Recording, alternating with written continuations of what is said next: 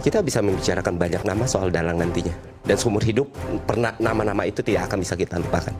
Tapi hari berganti hari, orang sudah tidak ingat lagi siapa yang meninggal. Artinya, sebelum ke teori siapa dalang dan lain sebagainya, saya cuma mau mengingatkan Bapak Ibu semua ada yang mati. Dan mereka mati karena dua hal. Mereka meninggal karena dua hal. Satu, aparat. Kedua, masa gelap. That's it. Lu denger apa yang Bang Ferry bilang? Iya, masa gelap.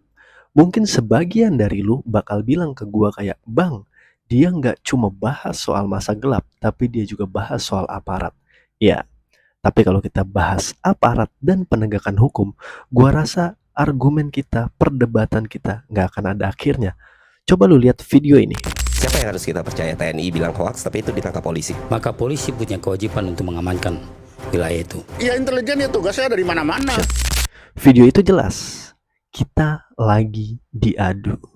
Semua orang bisa mengeluarkan argumennya masing-masing. Semua orang bisa membawa faktanya masing-masing tanpa kita tahu nih mana yang benar dan mana yang salah. Di dunia digital yang udah begitu masif informasi kayak sekarang, kita udah susah banget ngelihat mana yang hoax, mana yang real, mana yang asli dan mana yang direkayasa. Tapi gue yakin masyarakat kita itu pinter. Masyarakat kita itu cerdas. Bisa ngambil dan melihat mana nih yang benar dan mana yang salah. Mana yang rekayasa, mana juga yang beneran terjadi. But the problem is, semua bisa terjadi. Semua bisa jadi dalangnya. Gue setuju banget sama pendapat Bang Ferry yang ini. Kalau kita bicara silogisme, bukan berarti tidak bisa. Ya semua pihak bisa. Tapi Semua kemungkinan bisa. semua kemungkinan bisa. Tapi Oke. kalau pemerintahnya berjalan dengan baik, ini semua nggak akan terjadi. See? Did you hear that? Ya. Kalau pemerintahnya baik, semua ini nggak akan terjadi. Let's break it down with 5Y theory. 5Y theory atau teori 5Y itu diambil untuk mencari dan memecahkan akar dari sebuah masalah. Let's break it down dari masalah yang paling akhir terjadi, yaitu gas air mata yang masuk ke Unisba. Oke, kenapa itu bisa terjadi? Itu terjadi karena ada massa yang melempar bom molotov pada saat polisi berpatroli. Loh, kenapa itu bisa terjadi? Why?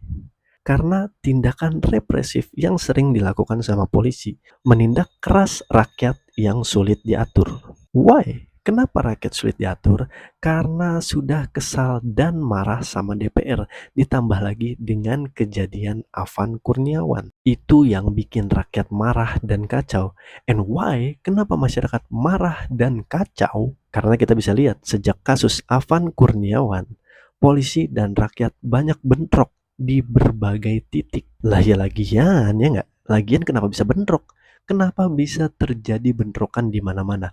Karena, why? Karena aspirasi masyarakat pada saat demo yang damai tidak didengar sama DPR. Tapi justru malah banyak nih DPR yang joget-joget ria di atas penderitaan masyarakatnya. Nah lalu kenapa masyarakat bisa menyampaikan aspirasinya? Kenapa masyarakat harus menyampaikan aspirasinya? Why? Karena kebijakan pemerintah yang tidak pro dengan rakyat.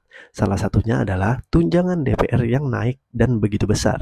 Jadi kita bisa lihat di sini bahwa akar masalahnya adalah kebijakan pemerintah yang tidak pro rakyat. Jadi buat gue sih kembali fokus sama akar masalah dan aspirasi yang sudah kita sampaikan ke pemerintah, ke DPR.